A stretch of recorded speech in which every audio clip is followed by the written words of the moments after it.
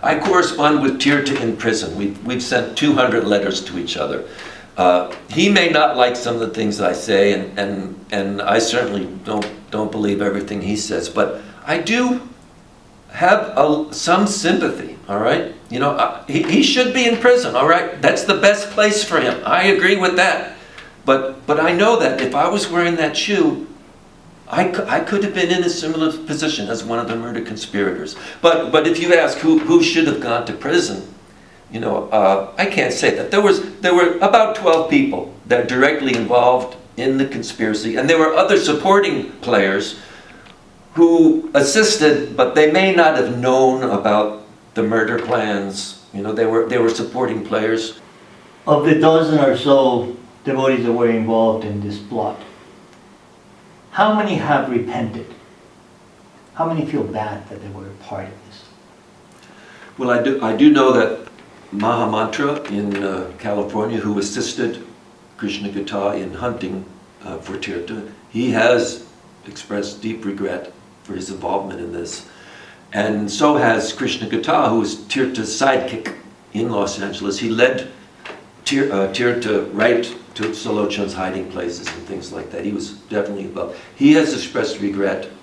Janmashtami also has, in so many words, expressed his regret. And even Tirtha in prison, he sent me a letter one time, and when he told me that he regretted his actions that landed him in prison, and that none of those two devotees that he killed, Salochan or Chakradori, deserved to die as they did. Is he blaming others for that? Tirtha has accepted the responsibility. He does blame others for preying upon his insecurities, in encouraging and pushing him to go ahead with this murder. He wasn't alone. There was no doubt about that. In fact, without the pushing of those conspirators, he wouldn't have been in California. In fact, after Salochan was discredited, he was arrested for a firearms violation in Moundsville. After he spent 2 months in the Marshall County Jail, and after he was released, Tirtha claims that he actually wanted to stop the hunt. He said, he's been discredited. Salochan, no one listens to him, you know. He spent time in jail. He was found guilty of this firearms violation. No one's listening to him. But Tirtha claims that Kaladri kept pushing him. No, we have to get rid of this guy. We have to get rid of him. He's going to California. If he's killed in California, then maybe the authorities will place the blame on Rameshwar instead of New Vrindavan and Bhaktipad. How many are keeping totally silent about it? To my knowledge, well, Kaladri, for one. I interviewed him some years ago, and I wanted to talk to him about the murder, and he just said, I don't want to talk about that. How many deny? Which is fine. You know, I respect him for that, not him wanting to talk about it. Better than Tapa Punj, who will talk about it, but he makes up stories to protect his conspirators. So, how many are denying any involvement? Just 2 to my knowledge, and that would be Rameshwar and Radhanath Swami.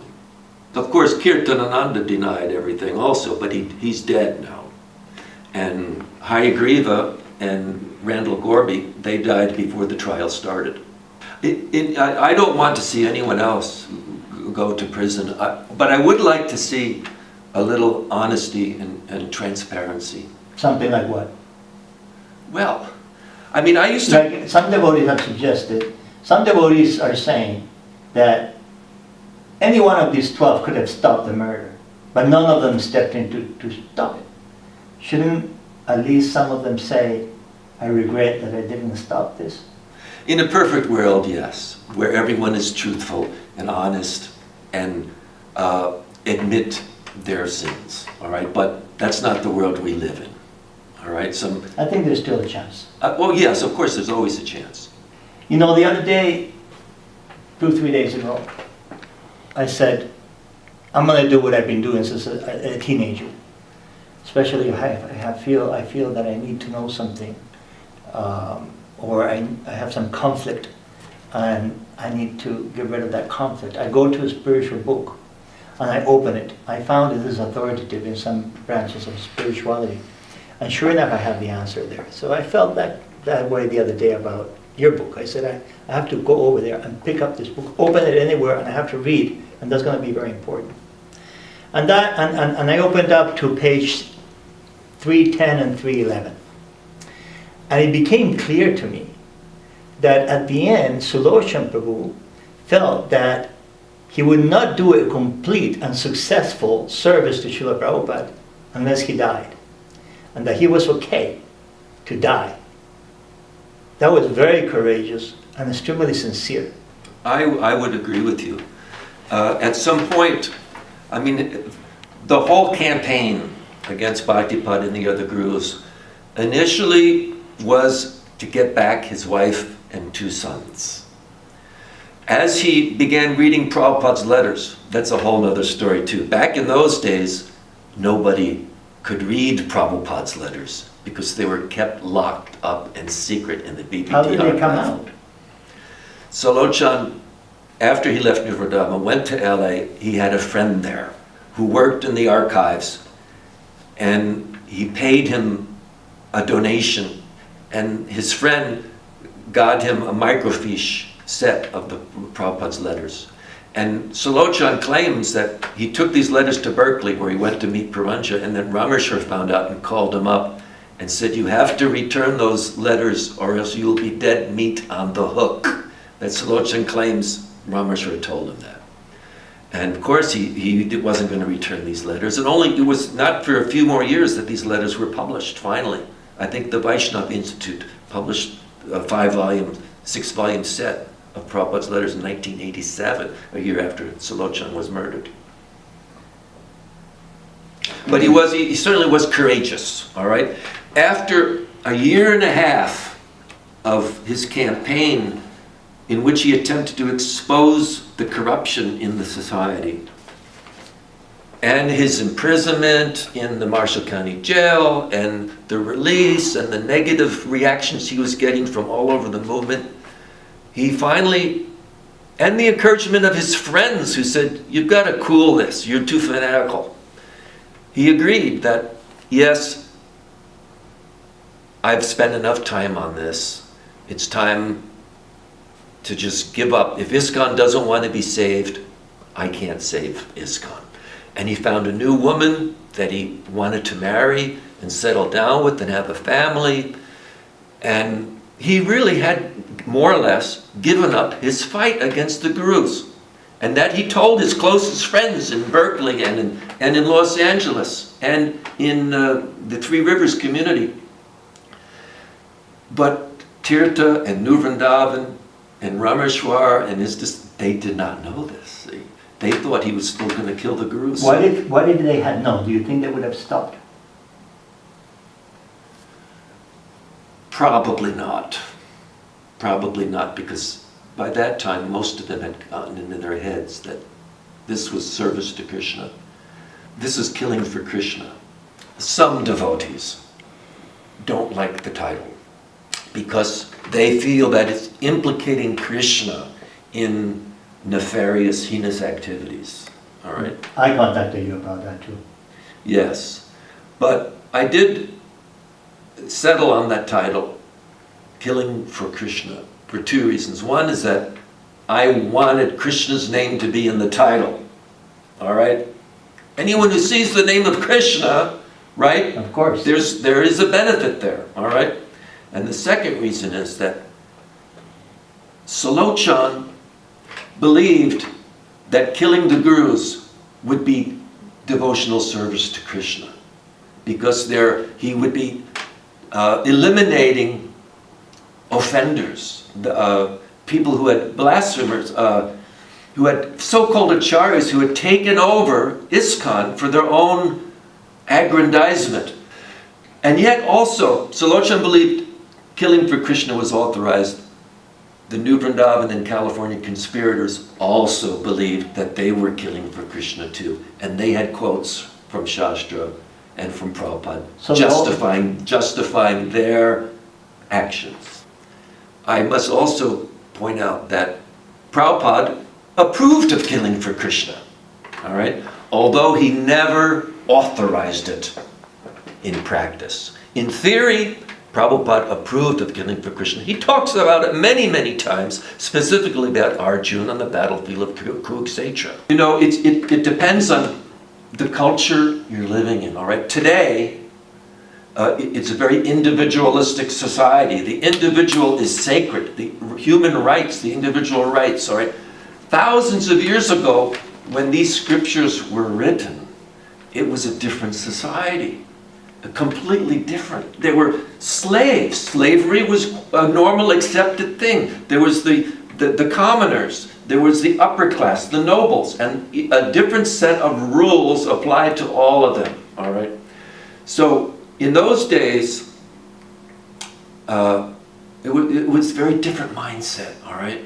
Today, that same idea does not work anymore because it's a different culture. We're in a different, and understand that ISKCON and New Vrindavan, they were trying to reawaken the ancient Vedic culture and establish it again in Kali Yuga, the degraded Iron Age, all right? At New Vrindavan, we had arranged marriages. We had children, 12, 13-year-olds, being married to men in their 20s or 30s because that was Vedic. We had men with 2, 3 more wives living at New Vrindavan because that was Vedic. That was the era. Polygamy was perfectly accepted until the modern age, you know, where corruption and irreligious ideas destroyed this Sanatan Dharma that we're trying to recreate here. When a concept which might be perfectly accepted by people thousands of years ago doesn't work in the contemporary age like this, as we see. And we, as devotees, we should understand that. Do you think that Sudarshan Prabhu, in time, will be considered categorically superior to those that killed him, become more famous and more appreciated than them in time? I refuse to speculate on things that may happen in the future. We don't know any of these things. I do know that Sulochana was an incredibly flawed individual. All right, he had some. But how can you compare? I mean, his sincerity and courage. That's true. You know, for some reason. Don't you think that there is a chance that he'll be just as famous and as highly regarded as some of the gurus of ISKCON in time? It could happen. And some of the gurus in ISKCON, we've seen them fall down, all right, and become dishonored like that. It's possible. You know, Sulochana was a brave and courageous devotee, and there's no doubt he loved Prabhupada. He loved reading Prabhupada's books. He did have his faults. There's no doubt about that. And he could be still alive if he wasn't so didn't make so many threats about killing the gurus. You know, it's possible. But I think he was laughing about it in part, but you know, he was just like waving guns, and laughing, but it scared people. Yeah. People thought that he was for real. I think he was a little insecure, and he felt that this would give him courage. You know, waving his guns and threatening the gurus and things like that. But who knows what the future can bring? You know, he certainly deserves to be lauded for his courageous attempt to expose corruption in the Hare Krishna movement. And who can fault him for that? Because his initial assertions that the 11 zonal acharyas were pretenders has since been shown to be correct. You know, so his initial premise was correct. You know, that they had taken over the ISKCON movement, and even a year after his death is when the temple presidents, the United States and Canada, united, and finally at the GBC meeting, knocked the gurus down a few notches, you know, to help eradicate this great fanaticism and the charismatic cults.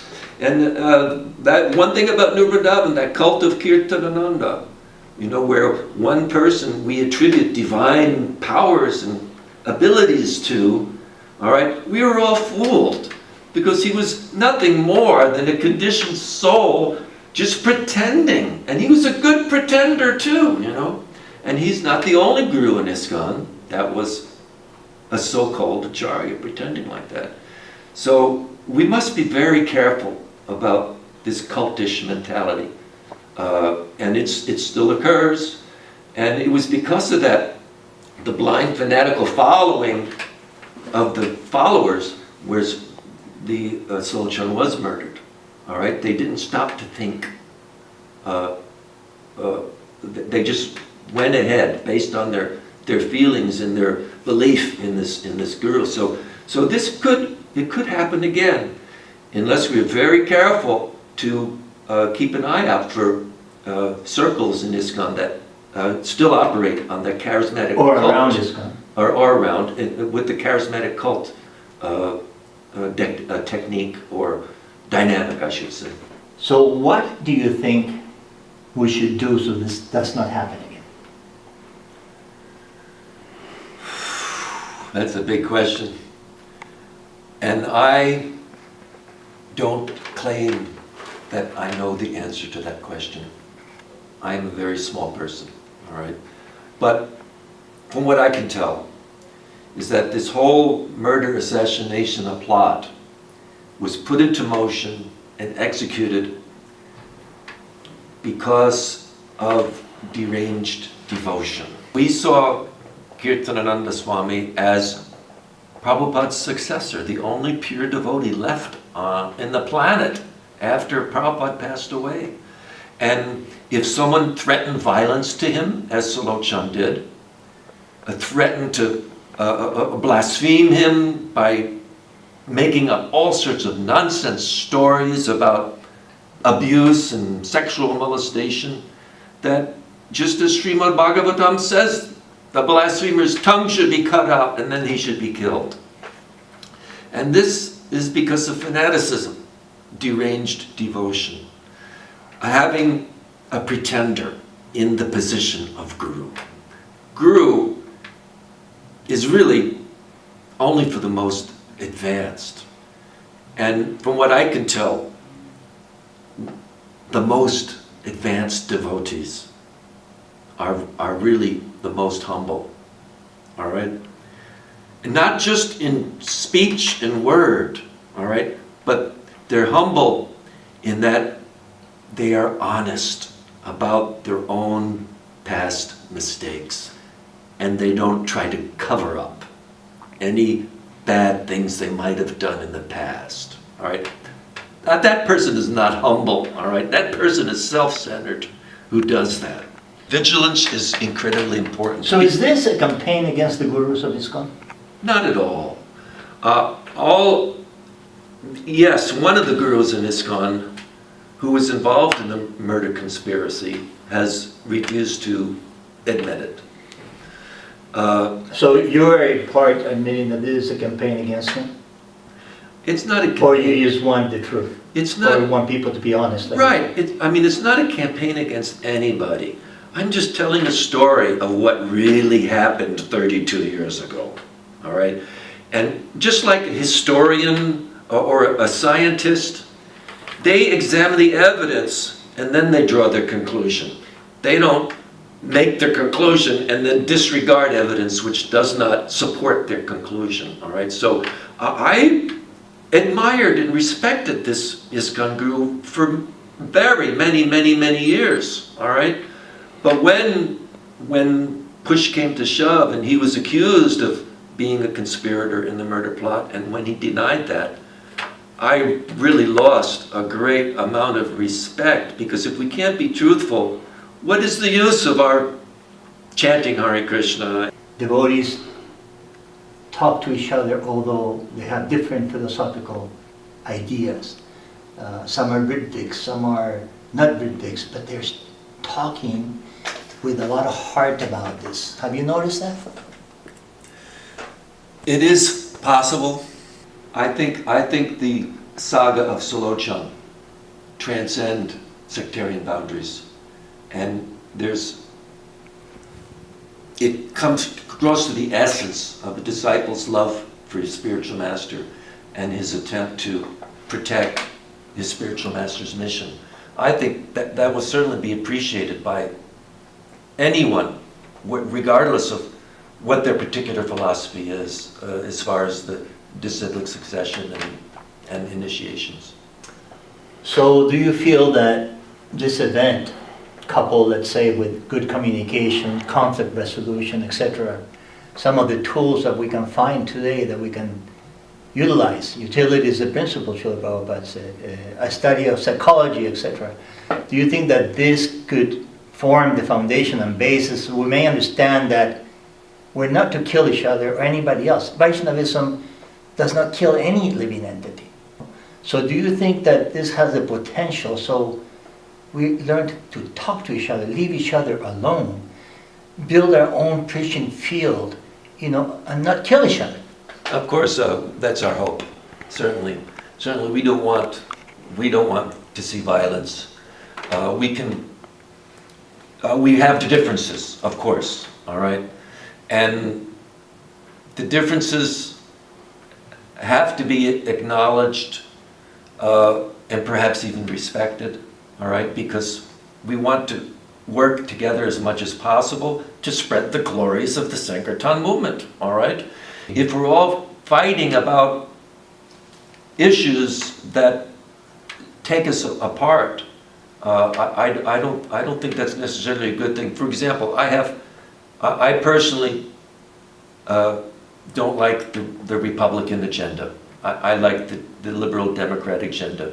But I have some friends who are devout Republicans, and we certainly disagree completely but we can work together on other things that you know what I'm saying? Yeah. Is that, Unity and diversity. I mean, just because you think a person's an idiot because of their belief like that, doesn't mean that you have to kill them or harm them in any way.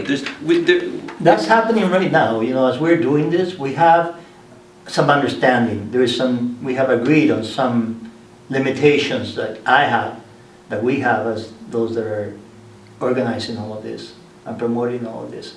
And they have also contributing. They're also contributing. ISKCON, they're donating garlands for Solutions Memorial on the 22nd. We're going to have a memorial on the 22nd at 3 at Cherry Hills Park, and then another one on Sunday at 3 p.m.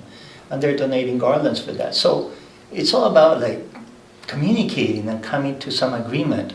And the agreement should be no violence. Agreed. No lies, no intimidation, no efforts to silence people, and of course no efforts to kill anybody. Right. Certainly. Hopefully we can do it. Hopefully, yes. Achieve a new, maybe enlightened age of tolerance. I hope that we will see this as our hearts become more and more purified. It will happen. Yes. In any case, how can devotees get your book? They can, I have a web page. If you just do a Google search, put my name in, Henry Doktorski, and then the title of the book, Killing for Krishna. It should take you right to that page. You can get the book for $20 delivered in USA, right? Right. And then in Kindle you can get it for under $10, I understand. I think it's $9.99 in Kindle. You can also order from Amazon.com.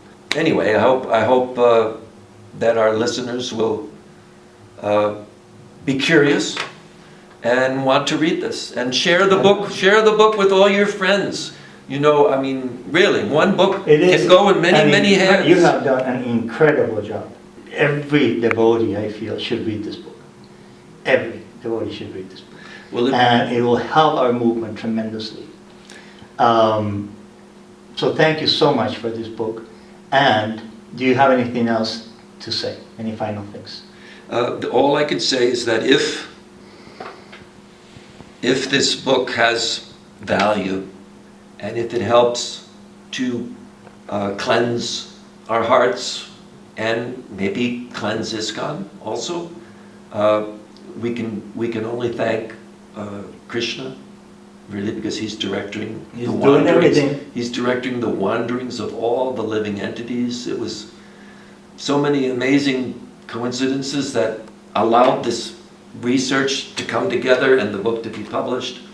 And so we can give, as the J.S. Bach and many of the great Baroque composers would write on their score, Solo Deo Gloria, all glory to God. Wonderful. So devotees of Krishna, no violence. No need of this violence. Krishna consciousness is not about violence. We have to unite on this. This could be the foundation and basis to do something extremely unique in the history of the world. Religions are killing each other within their own religions and sects. And we can change that and be the only ones that don't do that. Let's take up this opportunity. It will please Srila Prabhupada. It will please Lord Krishna. Let me give you a story. I talked to Madhvisa Prabhu, who passed away not long ago. The story went that he had stolen $120,000, $30,000 or $40,000 from Prabhupada. And I heard rumors about it. So I approached them personally. And because they were saying that the devotees wanted to kill him and stuff like that. So I talked to him personally. He said it was not over $100,000. It was like $70,000, $80,000. Okay, so tell me the story. The devotees wanted to kill you? And he said, yes, the devotees wanted to kill me. So what did you do? I hid. And they couldn't find me. So the devotees talked to Prabhupada. And they said to Prabhupada, we should kill him. And Prabhupada said, no, that would be Vaishnava Aparad.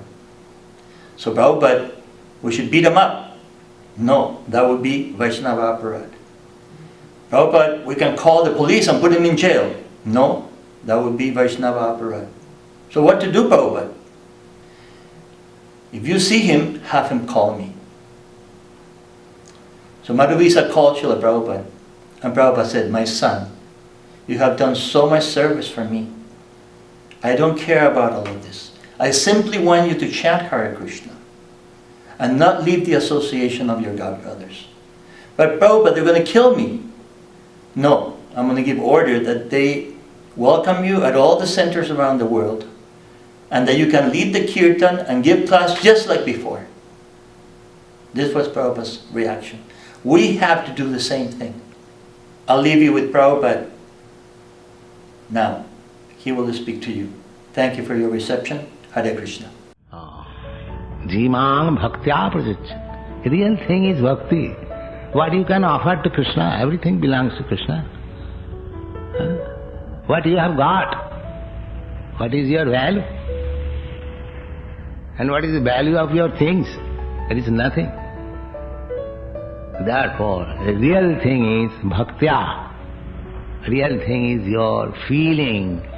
Krishna, kindly take it. I have no qualification. I am most rotten, fallen. But I have brought this thing for you. Please take. This will be accepted. Don't be perturbed. Always be careful. You are dealing with Krishna. That is my request. Thank you.